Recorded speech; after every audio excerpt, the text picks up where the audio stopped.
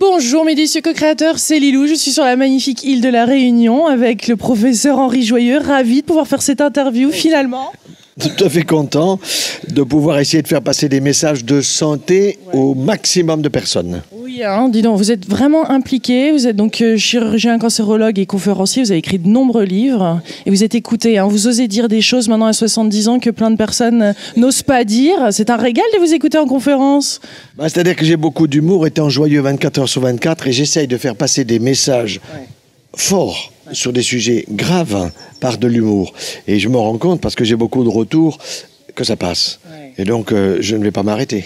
Alors, quels sont ces messages-là en ce moment, du moment? Quelles sont ces alertes santé, ces choses? Je sais que vous parlez énormément des vaccins, mais entre vaccins et autres, est-ce qu'il y a des choses à mentionner? D'abord, si vous voulez, je suis chirurgien et cancérologue et je me rends compte que nous avons fait beaucoup de progrès en cancérologie, il n'y a pas de doute là-dessus, mais on arrive maintenant à des moments d'abus. C'est-à-dire que, encore ce matin, je répondais à un patient auquel on propose des compléments de chimiothérapie de la chimiothérapie, c'est-à-dire qu'il a eu déjà ce qu'on appelle des premières lignes de chimiothérapie, des deuxièmes lignes de chimiothérapie, qui ne marchent absolument pas puisque sa tumeur est passée de 35 cm à 75 cm, donc c'est vous dire ce que ça représente. Et on va lui proposer encore une 4e cure de chimiothérapie, alors que cet homme, il faut l'opérer. Je lui ai dit, vous allez voir mon collègue Dupont, là-bas, je donne un autre nom, à Montpellier, et vous allez lui dire, Joyeux a dit qu'il faut me faire opérer, sinon vous allez casser votre pipe. On est en train de vous esquinter avec la chimiothérapie. De la même façon qu'on voit des gens de 83 ans, des magnifiques petites grand-mères qui ont un petit nodule au sein, on leur balance des chimiothérapies, on leur fait tomber les cheveux, elles sont crevées, elles sont abîmées, on raccourcit la vie des gens parfois. C'est excessif. Ça ne veut pas dire que je suis contre les chimiothérapies, ça veut dire que je pense qu'il faut faire attention aux abus. Et aujourd'hui, je suis, si vous voulez, un type qui réveille des gens, des collègues parfois, en leur disant, mais attends, est-ce que tu ferais ça à ton père? Est-ce que tu ferais ça à ta mère? Ils répondent pas. Ils répondent pas non, mais ils répondent pas oui. Bon, alors, il y a une deuxième... C'est un peu trop systématique, c'est ça? C'est un peu trop robotique même? Tout à fait, on est dans le protocole. Ça veut dire que nous avons des thésaurus. Si vous voulez, le thésaurus, c'est quoi? C'est un livre dans lequel il y a le traitement qu'il faut faire en fonction de tel âge, pas tellement, mais surtout en fonction de tel type de lésion. Alors, on applique ça bêtement. Et j'ai des collègues qui sont évidemment plus jeunes. Et alors, eux, ils sont, si vous voulez, en pensant, le thésaurus, c'est la Bible. Donc, je ne peux pas sortir du thésaurus. Seulement, ceux qui ne savent pas, c'est que le thésaurus, il change régulièrement. Il change régulièrement. Seulement, le problème, c'est qu'il est beaucoup manipulé par les laboratoires pharmaceutiques qui l'aggravent, ce thésaurus. Parce qu'il y a ce qu'on appelle des conférences de consensus. Moi, j'en ai fait 2 ou 3, j'ai vu ce que c'était. Vous avez 30 médecins auxquels on paye un bon repas, de bons week-ends, que ce soit à la mer, à la montagne, etc. Et tout est déjà préparé à l'avance et à la fin, on vote. Alors, nous sommes une trentaine. Vous êtes 3 là-dedans, assez souvent, moi, pas d'accord. Bon, on vote. Vous avez 27 pour et 3 contre. Les 3 contre sont des cons. Les 3 contre ne sont pas démocratiques. Les 3 contre ferment leur gueule. Donc, c'est les 27 qui ont raison. C'est de la manipulation démocratique. Vous comprenez? Pourquoi? Des conflits d'intérêts. Il y a des conflits d'intérêts qui sont énormes, qui n'apparaissent pas trop pour les jeunes médecins qui sont contents d'être invités à droite, à gauche, etc. Mais les vieux, les anciens comme moi, ils ont une certaine sagesse et ils voient les résultats sur les patients. Ils les voient. Parce que moi, je vois aujourd'hui des patients... Comment se regarder dans le miroir après, quand même? Parce que là, on joue sur la santé des gens. Oui, mais c'est ça. Seulement, il y en a qui ne sont pas conscients, si vous voulez, parce qu'ils n'ont pas suffisamment d'expérience du passé. Moi, je vois des gens qu'on traitait il y a 15 ans, 20 ans, et qu'on arrivait à sortir facilement par une intervention chirurgicale et peu de chimiothérapie. Aujourd'hui, la chimiothérapie, elle est quasiment systématique avant de démarrer un traitement. C'est abusif. C'est abusif. Bon, donc, il faut avertir les gens. C'est pour ça que les gens commencent à le renifler, mais ils vont aller vers des excès. Et les excès, ça sera, je vais aller voir des gourous, je vais aller voir des gens qui vont m'imposer des mains, je vais aller voir des gens qui vont me filer un complément alimentaire qui arrive du Brésil, je ne sais où, et avec ça, je vais guérir mon truc. Et puis nous, on les voit arriver, c'est trop tard. Bon, donc, il y a des excès dans les deux sens, mais il faut qu'il y ait, je dirais, des personnes qui puissent rester dans la confiance et donner la confiance aux patients sans qu'il y ait du fric là-dessous. C'est pour ça que moi, je ne veux pas, si vous voulez, mes consultations sont gratuites, elles ont toujours été gratuites, mais l'institution où j'étais, le centre anticancéreux, recevait quand même un émolument par rapport à ma consultation. Mais moi, je n'étais pas payé par le patient. J'étais fonctionnaire de l'État. Et ça, c'est extrêmement intéressant parce que vous êtes libre. Vous comprenez? Parce que si vous n'êtes pas libre, qu'est-ce qui se passe? Vous dites aux patients, revenez dans 8 jours, revenez dans 15 jours. Et chaque fois, je te prends 100 euros, je te prends 200 euros. Entre nous, j'ai beaucoup de collègues qui font comme ça. C'est dégueulasse. Je ne suis pas d'accord. Alors, comment changer les choses? Parce que c'est ça... Comment changer les choses? C'est d'abord la conscience scientifique du grand public augmente. C'est-à-dire qu'il y a... Nous sommes en 2015, 2016, eh bien, les gens savent plus de choses qu'il y a 10 ans, 20 ans, 30 ans. Oui. Pourquoi? Ils vont sur Internet. J'ai beaucoup de collègues qui disent, ils nous emmerdent, les gens, d'aller sur Internet. Moi, ils ne m'emmerdent pas. Je pense que sur Internet, il y a un peu tout et n'importe quoi, bien entendu. Donc, il faut savoir discerner. Quand vous êtes spécialisé dans un domaine, vous savez discerner. Ça, c'est juste et ça, c'est du vent. Bon, donc moi, je sais discerner dans ce domaine-là et je peux dire aux patients, bon, mais vous avez vu ça, mais ça, je vais vous expliquer pourquoi c'est du vent. Par contre, allez voir là, à tel endroit, je vais vous expliquer. Vous pouvez voir un tel de mes collègues, par exemple, qui va vous le confirmer. Exemple, j'ai vu hier ici une dame qui a un cancer du rectum assez grave. Bon, qui a eu les rayons, qui a eu la chimio, tout ça a été fait parfaitement. Maintenant, on lui dit, madame, il faut attendre 3 mois pour que ça soit efficace, et puis à la fin, vous aurez une poche. Je dis, non, madame, vous allez aller à Montpellier, vous allez voir l'un de mes élèves, un de mes collègues, il va vous opérer, c'est sûr, mais il va vous éviter la poche. Pourquoi? Parce qu'il a une technique chirurgicale avec un robot. Donc je ne suis pas à fond pour le robot, mais il y a des cas où le robot est utile. Et avec le robot aujourd'hui, on arrive à faire une intervention chirurgicale qui va lui éviter la poche d'une manière définitive. Oui. Alors qu'ici, nous sommes à l'île de la Réunion, vous l'avez dit, on va lui faire une opération, il va se retrouver une poche à vie. Bon, je viens de recevoir un autre mail d'un gars qui est à Alger, qui a été opéré, 5 heures d'intervention, il est complètement épuisé, et il dit, je veux nettoyer mon corps de toute la chimiothérapie, il appelle ça le gaz moutarde que j'ai reçu. C'est pas totalement idiot ce qu'il dit, parce que c'est pas du gaz moutarde, mais ça y ressemble. Comment puis-je faire pour nettoyer mon corps avant d'aller rejoindre Allah, alors qu'il ne sait même pas quand est-ce que c'est? Je dis, monsieur, vous allez faire du jeûne, vous le dites, mais c'est un jeûne en prenant des jus de fruits, des jus de légumes, des jus qui soient des jus frais, si possible, d'un gars de proximité, et qui fait que vous n'allez pas vous mettre à jeûner, à prendre que de la flotte et une petite amande au milieu. Là, vous allez vous fatiguer, vous allez être crevé. Bon, donc je lui donne des conseils, effectivement, pour épurer son organisme de tout ce qu'il a reçu en chimiothérapie.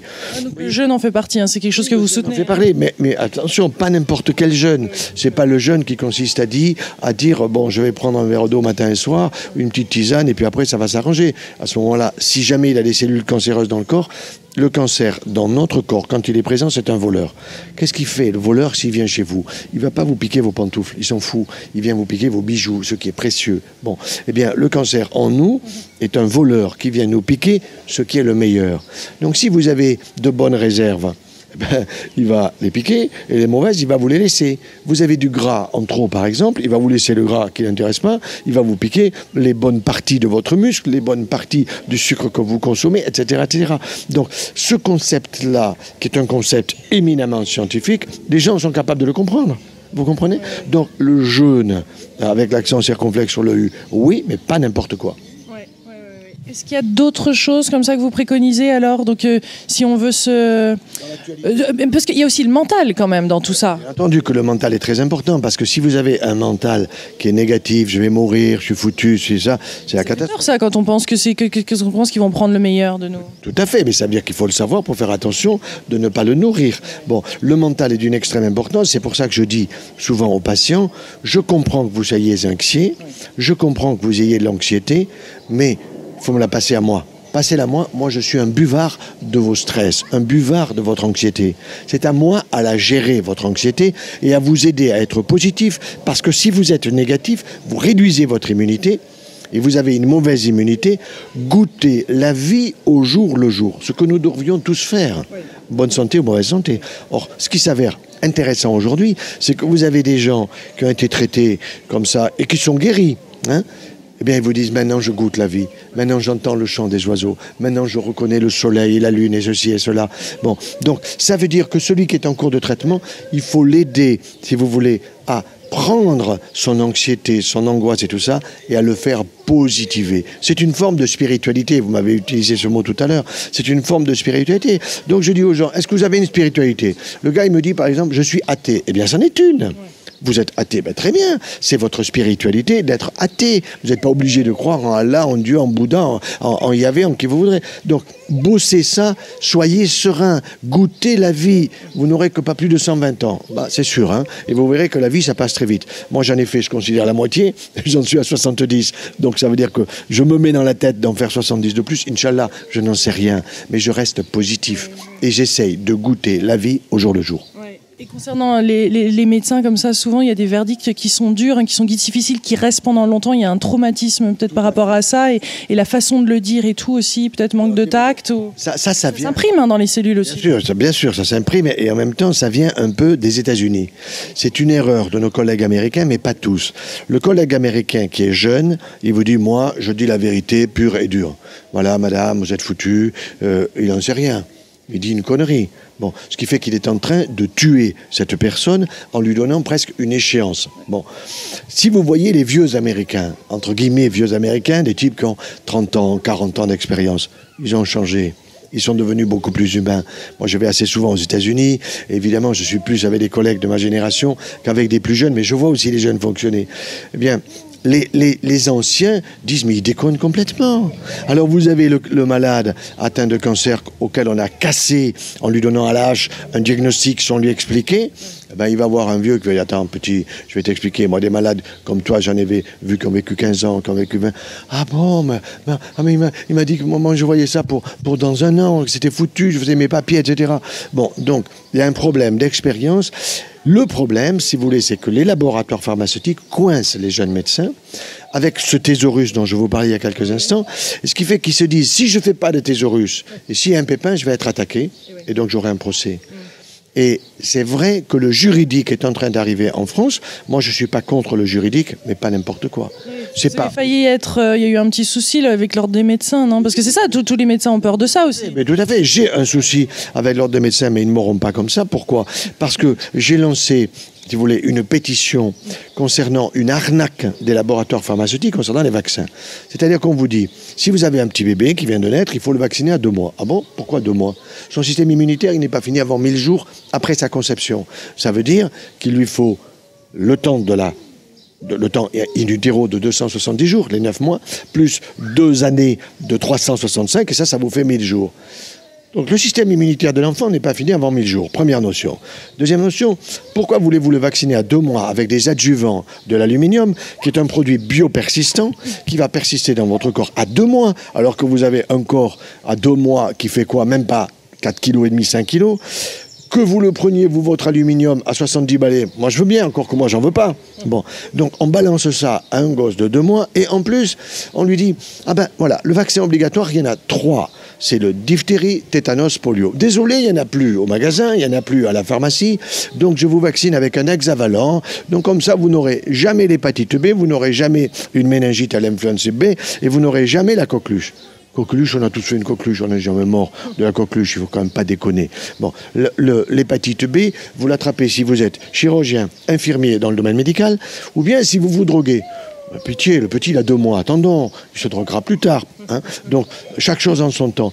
Pourquoi vous avez un vaccin à 6 valences au lieu de 3? Parce qu'il vaut 40 €, et que l'autre il en vaut 7.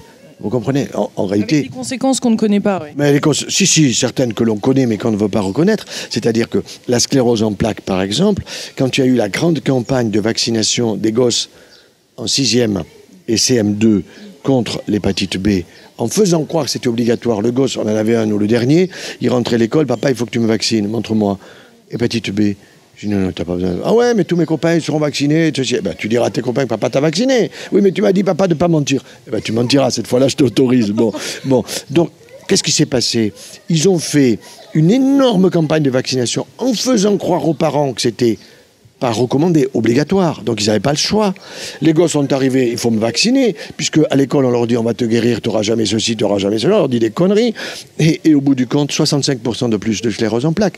C'est pas moi qui les ai calculés, ces 65%. C'est le bonhomme qui s'appelle le docteur Dominique Wezenec, avec un nom breton, qui lui était chargé de la surveillance de la vaccination contre l'hépatite B. Donc officiellement nommé par Kouchner à l'époque. Et quand Kouchner a vu le pépin, ils ont eu la trouille. Pourquoi? Parce que si c'est l'État qui vous impose quelque chose et que vous tombez malade, c'est lui qui va payer la facture. Et ça coûte très cher. Et Kouchner a dit, on arrête. Vous comprenez? Alors, je suis un lanceur d'alerte, je suis un perturbateur, mais pas endocrinien, vous voyez. Mais moi, je ne veux pas qu'on trompe les malades. Moi, le malade, c'est comme mon père, ma mère, mon frère, sa sœur, en fonction de l'âge de la personne. C'est aussi simple que ça. Or, aujourd'hui, on manipule les gens. Donc là, on parle vraiment de changement de façon de raisonner, de penser, d'appréhender la santé, de choisir son propre médecin, d'être informé, mais de prendre aussi son temps quand même. C'est pas tout à fait. C'est pas facile pour nous de gérer toute cette manière. Parfois, il faut en avoir plusieurs. Et ne pas partir dans la peur, hein, parce que la peur, quand même, nous fait faire des choses très, très soudaines. Mais c'est pour cette raison que j'ai beaucoup de mails, si vous voulez, auxquels je réponds tout à fait bénévolement. J'en ai à peu près une trentaine par jour. Là, j'en ai à peu près 300 en retard. Bon, j'essaye de combler le retard au fur et à mesure. Mais parfois, il y a des dossiers difficiles. Oui, parce que le professeur Henri Joyeux fait au moins 8-10 conférences pendant ces congrès de 3 jours. Vous adorez, vous êtes impliqué. Hein. Oui, j'adore parce que je sens que ça passe. Oui. Je sens que ça passe et que les gens sont extrêmement attentifs. Et le plus intéressant, c'est pas la conférence que je donne, c'est ce que je déclenche dans les questions. Parce que quand vous avez les questions, vous dites merde, ça, ils n'ont pas compris. Il faut que j'explique un peu plus. Ça, ils ont parfaitement compris. Ça y est, c'est passé. Et puis, j'ai cette petite blague. Quand je dis dans mes conférences, il y a toujours plus de femmes que d'hommes, parce que quand vous informez une femme, vous en informez 400 d'un coup, alors que quand vous informez un mec, vous en informez la moitié d'un. Il retient que dalle. Sauf si vous lui parlez de sexualité, alors là, il s'en souvient, quoi. Voilà. D'ailleurs, on va traiter de sexualité dans une autre vidéo, dans une prochaine vidéo, mais peut-être le sujet du suicide serait intéressant à parler de suite. On va faire une autre vidéo si vous voulez bien regarder. Deuxième partie, gros bisous de La Réunion. Merci, professeur Joyeux. Au revoir. Merci.